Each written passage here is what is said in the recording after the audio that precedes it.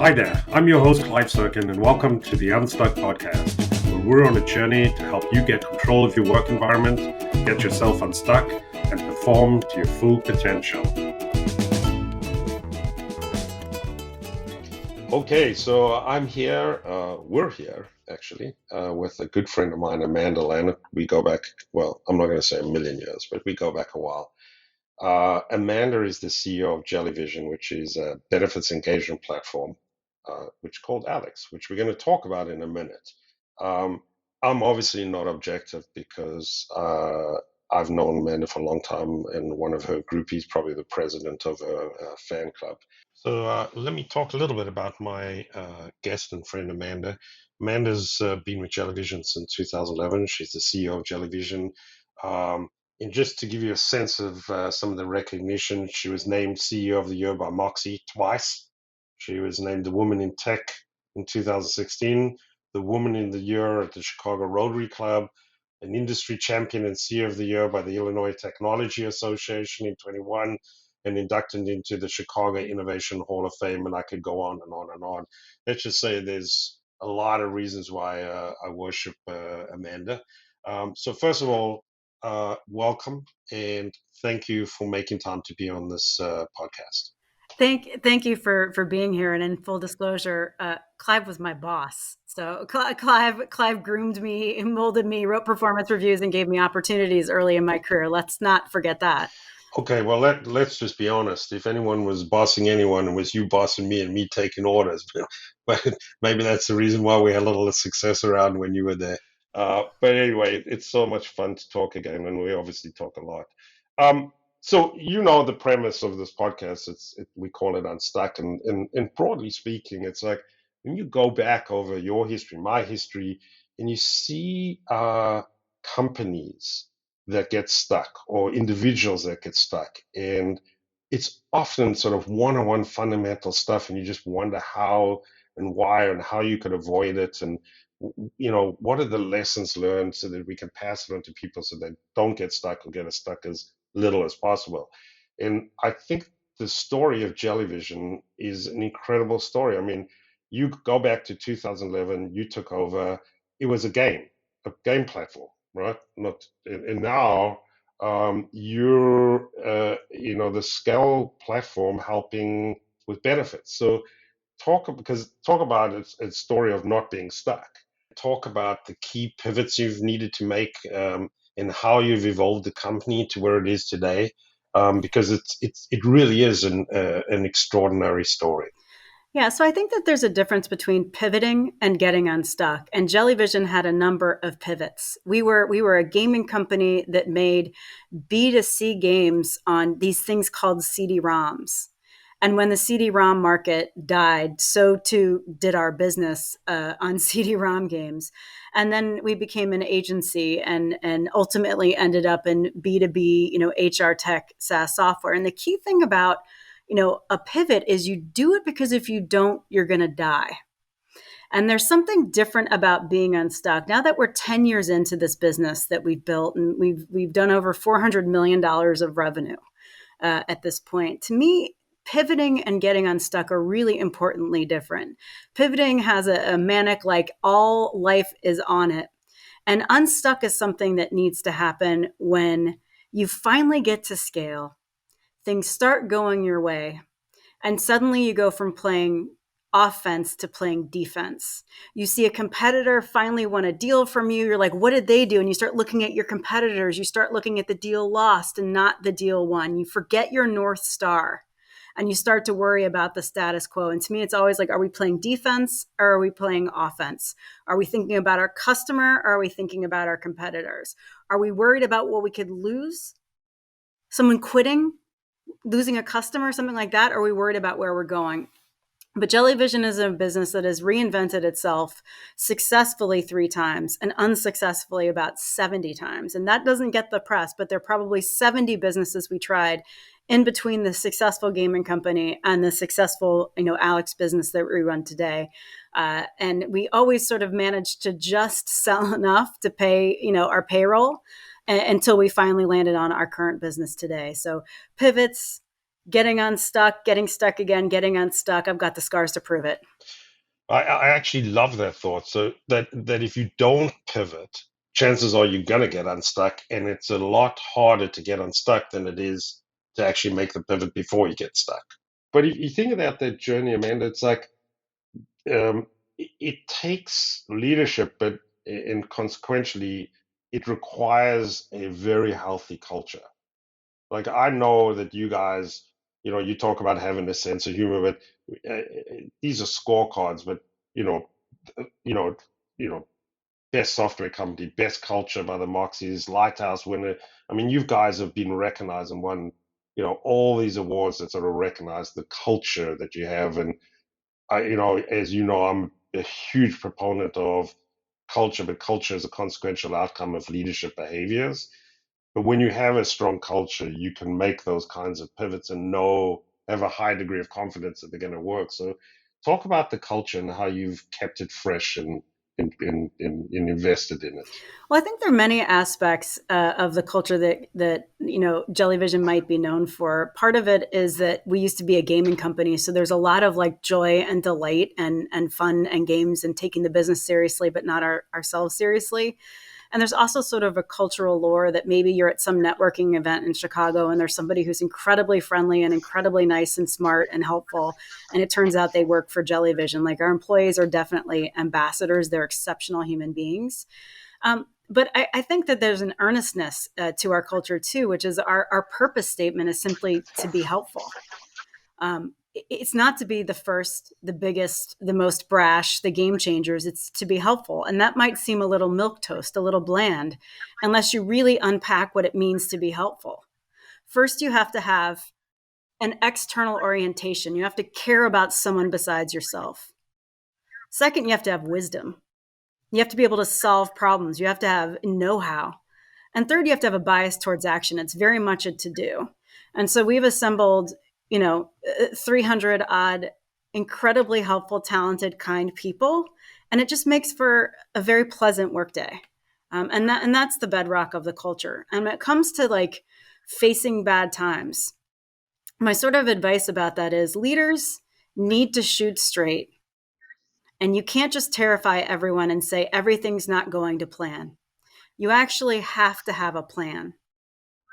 But then you have to realize that people closest to the problems always have the best solutions. And winning, businessing is a team sport. And so it's a huge part of like leaders' jobs to tell people what they need to know to make the best decisions, to arm people and let them know that they're empowered to make the best decisions, to explain to them how their actions or not acting can impact the business. And I think get rid of the ego that CEOs are so often struck with. Like, first of all, culture is evolving at JellyVision right now by people I've never met. And if you don't think that you need people to be successful, you've just missed it. You don't have to have a cult of personality. You have to have a cult of personalities in good, bad, and in middling times. So to me, have a plan, communicate it, communicate what you know and what you don't know, control what you can, which isn't everything, and then lay out how people can help the company be successful. And more often than not, gainfully employed people will take up the mantle and run. And do amazing things. I mean, my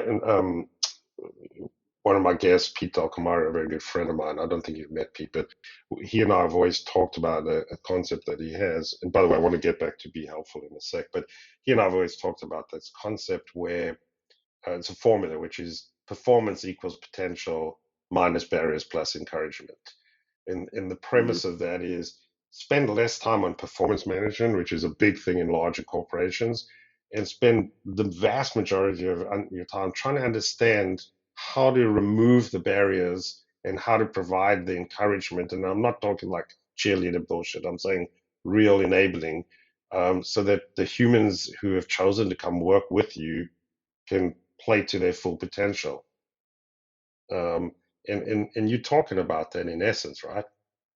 I think it's a really interesting thing. And it's particularly like, why does it happen at big companies versus smaller companies? In big companies, there's so much infrastructure. And there are managers that have maybe 2 to 3 years of experience, 2 to 3 years of pattern recognition, 2 to 3 years of collecting scars. And in smaller companies, it's pretty, it can be some senior people, directly impacting others. But I see in big companies, you forget all about like, we're all just people. We're all just human beings. And you start to say, well, you're a grade 4 engineer and things like that. And we start to say, here's the 5% of the job you don't do well. Let's focus on that. Instead of saying, here's the 5% of the job you do brilliantly. How do we make that 90% of your time? Right. And it's just like the mindless of like catching you where you're not good versus like letting work for people where they can do their best work based on what they like to do. It takes some experience, I think, and it's hard for a junior manager to be able to do that with multiple people who are differently oriented, differently motivated.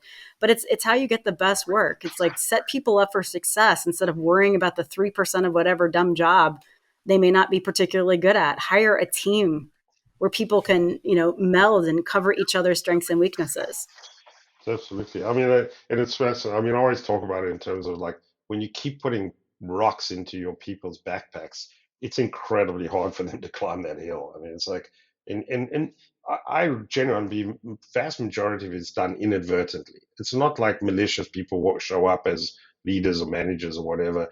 And so my objective today is to drop another 4 rocks in this human's backpack so that their lives can get a little harder. It's just like inadvertent, often well-intentioned sort of stupidity or bad decisions or lack of leadership, and that's so important. And frankly, where I've blown it thousands of times, I've blown it in my career.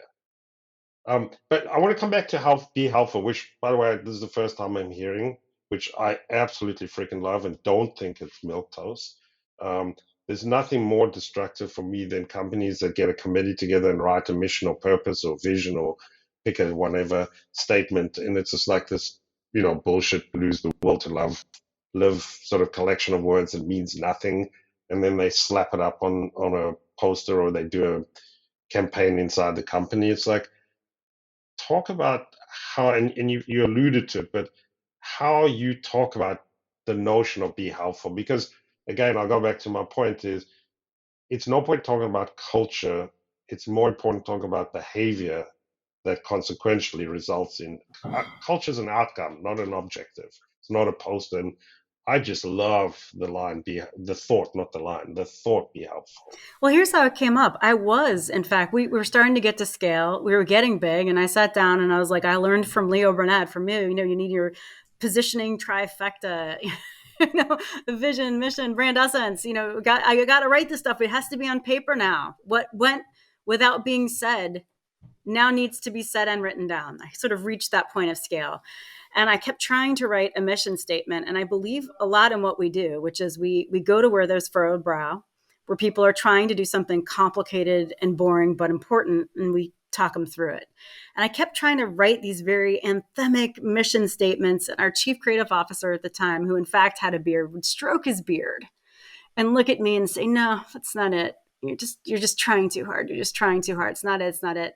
And finally he said, maybe this muscle of trying to find the anthemic statement, it's just too hard. Maybe we just go for like a mantra. What's the micro idea that just like drives every beat, everything we do, every meeting? And I go, oh, that's easy. It's be helpful. And he's like, that's it. That's it. Just be helpful. We try to be helpful to our users. We don't sell. We advise. We try to be helpful to our customers, people who actually pay us. We want them to get more value out of their healthcare. We're helpful to our partners. We're helpful to each other. And I don't know, but it's like we've always had this sort of like do the right thing, win the right way, play the long game, no growth at any cost. And we've always had a problem of like more people trying to do the job than people saying it's not my job. And it's a very dear way to work. It's a very dear way to work. And it wasn't what I intended to be. It's already what we were. And I just put a name on the behavior I saw. And a lot of people, when they struggle with writing mission statements, I read a great article that said, stop writing about the company. Write about your ideal employee. Write about him or her. Describe them. Why do you love them? Why are they a cultural icon? Why are they so phenomenal? And for me, it came down to people care. They're smart. They have wisdom. And they don't talk, they do. Bias towards action. And that kind of rolled it all up. So We now, it's in every, strategy document we write. It's a touchstone. It drives our cultural values. It's in, job descriptions. Like we really, it is our thing. And if you're like being helpful is for losers, I'm like, thank you for self-selecting out. Thank you for self-selecting out. We don't have space for that kind of mentality at JellyVision. Yeah. Well, ultimately, self-selection is crucial. But my experience has been is like the the the diamonds, the gold, it- the be helpfuls are always hiding in plain sight. And when you look too hard, you drive past them and they sit there. I mean, we're having Screen Dragon, the team, having a very similar conversation. Screen Dragon has, obviously, I'm not objective, but without a doubt, a better mousetrap. They're a better piece of technology. Um, but the reality is, our customers love us, not because of the technology. It's the reality that we make work go away, that our humans in the company make work go away, that we don't overcomplicate, that we make the experience an enjoyable experience. And we're having a very, very similar conversation. So it's Was it Clay Christensen said people don't want to drill, they want a hole in the wall, correct. Absolutely. right? But I'll give you an ethos. Chip Connolly, I got to hear Chip Connolly give a talk. He's the guy who wrote Peak, Yep. and he's the sensei for the Airbnb founder. Like he literally is like guru of this incredible founder, sort of the CEO whisperer. And he came in and he said, "What's the most forgotten fact in business? What's the most forgotten fact in business?" And we all guessed, and he's like, "Nope, it's that we're all human." Companies don't buy from companies. People buy from people. Companies don't innovate. People innovate. Employees don't quit companies. People quit their bosses. It goes on and on and on. And truly, if you get away from what is our company culture, what is our people culture? Who are our people? If you get back to the root fundamentals, we're just a bunch of mammals with huge brains and super egos working together, a lot of things come into plain sight, which is what our chief creative officer did for me. He's just like, keep it simple. What's the beat? And I'm like, the beat's easy. It's be helpful. Beautiful. It's beautiful. Hey, I just want to pivot because I'm mindful of time. And there's another part of Amanda, which I mentioned before, which is Amanda, who's a force in the startup tech community. And I'm Johnny come lately. I'm late to the game in terms of tech and startup, but in the last 4 years since I've been involved in the space, it's like the Chicago tech scene, and broadly, obviously, technology is on fire. The liquidity, the multiples, the ideas, the platforms and this started before COVID, but surely COVID has sort of accelerated it. But Chicago has become and is an unbelievable market for tech.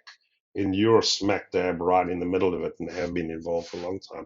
So talk about what you are seeing. And within that, what patterns are you seeing across the companies that are rising to the top? And clearly, there are some incredible success stories to draw from in the Chicago tech market. Like Philo that I'm involved in, Cameo, all the usual suspects, and some that aren't as obvious and visible. But I'd love to hear what you're seeing there. So there's a transformation happening right now, and it's happening not just because there are some incredible founders and some incredible investors. There's also a whole ecosystem of people trying to boost the community. But let's talk about history. And I mean, even just 5 years ago, Chicago was known for sensible revenue generating businesses that disrupted big, boring industries with technology. So, logistics, B2B, SaaS. Like I've said on a stage 3 years ago, an Instagram could never be built here because we always say, what's your revenue? What's your revenue? What's your revenue? I have seen a shift, and I think that there are two reasons for a shift.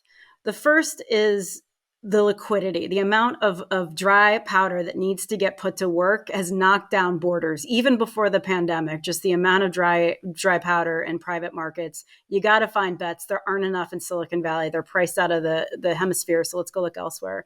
The second is the blending that has happened of boundaries, the melting of boundaries, where Chicago companies now have employees everywhere. Companies in Silicon Valley now have employees in Chicago. We're just kind of like realizing you don't have to get on a plane, and geography doesn't mean what it used to. And part of it was we just have some founders building some kick-ass companies. Active Campaign, Sprout Social, which has already gone public, ShipBob, Four Kites, Project 44. G2. The companies go on and on. They are real businesses, really high growth. They've raised a lot of capital. They're investing a lot of capital in growth, and they're going to have big outsized incomes where we do something very important that hasn't happened, which is these outcomes are creating scores of new millionaires who are bulletproof and wealthy. And as long as we continue to make more Chicagoans bulletproof and wealthy, we will have an ecosystem. Back in the day, Groupon was largely owned by Lightbank. If an investor owns too much of the pie, it actually constrains the ecosystem. And we're seeing really, really big wins. Like Aaron Rankin, who is one of the co-founders of Sprout Social, incredibly active angel investor. He's building the next generation of companies. He's betting on companies that wouldn't get that traditional Midwest venture money because they don't have enough revenue or they're not, predictable enough. So I think we're seeing a shift of entrepreneurs dreaming bigger, going bigger. We are still more capital efficient.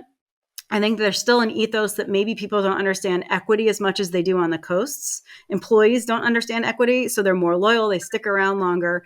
And to me, like the ultimate now defining characteristic is in this town, anyone's win is everyone's win. We do not compete. It's small enough and a humble enough town that we are genuinely excited for everybody else's wins because the tide lifts all boats. So that's becoming the characteristic now. It's not that they have to be like boring logistics companies. It's just that it's a town of really nice, supportive people.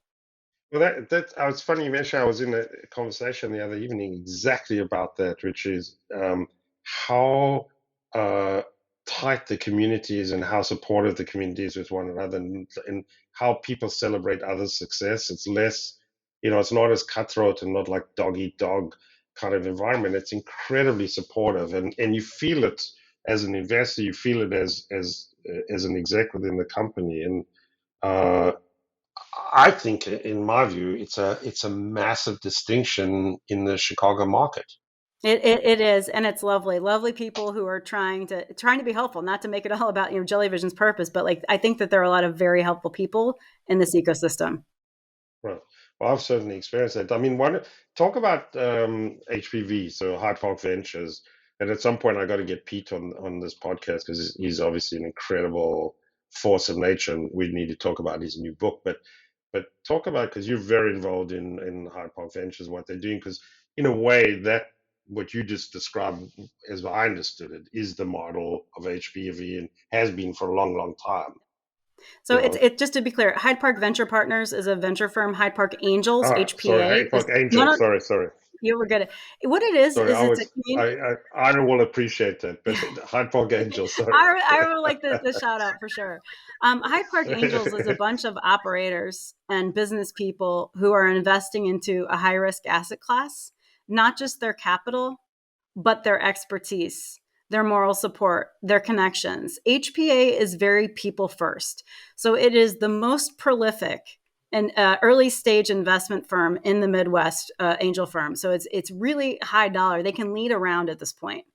But the group also believes in a people first approach, which is it's not just our money. It's we're going to do our part to make you successful. We've all been in the trenches. We all know people. We know vendors. We know business experiences. We know how to, get a company across the finish line.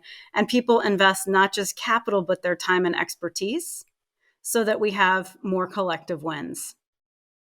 And it's a great group of investors. It's a wholly separate network. It's a very collegial, process of talking about businesses and talking about what it takes to be successful that makes every single operator in the room better at their own day jobs.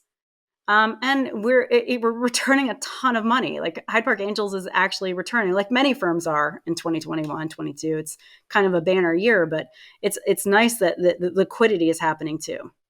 Doesn't hurt. It's always a good thing. But I do think that the model and the individuals involved in that ecosystem sort of forestalled what was going to happen and what you and I talked about the market. It's a very exciting time. Okay. Every guest I ask at the end, because if you think about this whole conversation, is how to ensure that you don't get stuck. So how do you pivot as a company and as an individual, and sort of I have this thought of like, how do you spring heat your brain? Because we're all working 100 million miles an hour, and we're all intense, and we're all grinding and all that stuff. And it's so important to invest time in what I call spring cleaning your brain. When I think back when I had senior operating roles, I was like 24/7 in the operating role and didn't invest anywhere enough time in sort of spring cleaning my brain. I know you do. Talk about what you're doing and have done. Yeah, to tell the truth, my first answer would be I read a lot. I read 1 to 2 hours a day. Wow. I also go to a Harvard Business School weekly exec program once a year. But the truth is, that's just work. If I'm really spring cleaning, I spend a healthy amount of time just amusing myself. When I run, I am rocking out to 90s hip hop. I daydream. I watch TikToks. I think it's incredibly important to understand I'm not that deep of a person. And the way I spring clean is really just like laughing and having a drink with friends and family and not working. So I can turn it off. This girl amuses herself. It's the school of circuit. That's why I love you. It's so important, but and I don't throw this question in for sort of like the thematic, end of the question thing. I really believe it's so important because I know when I was in the height of things, in theory, on the top of my game, I was a disaster, and it's so easy to fall into this trap of grinding it out, and it's like, if you don't force yourself to step back and make it like normal and natural and thing, and if the answer is just amuse yourself, which is my specialty as well, it's like you're gonna die, you're gonna get rotten, you're gonna get old, it's gonna have an impact. I don't care how good you are and how intense you are, it's gonna affect you. And more importantly, if not more importantly, equally importantly, it affects the people around you. And I think a big part of your role as a human is to have impact on the people around you in a very positive way. Because why not? So anyway, hey, we've run out of time, unfortunately, which means you're going to have to come back, which is always a good thing. But I really appreciate you giving the time. I think there's some incredible nuggets in here. And so Amanda Lannert, CEO of JellyVision. Clive Sirkin, thank you for your mentorship and your friendship. I owe you a lot. Amen, and back at you. So thanks so much. We'll talk soon. This podcast was brought to you by Screen Dragon. We break down barriers, make work flow, and unlock talent. Visit ScreenDragon.com to see our software in action.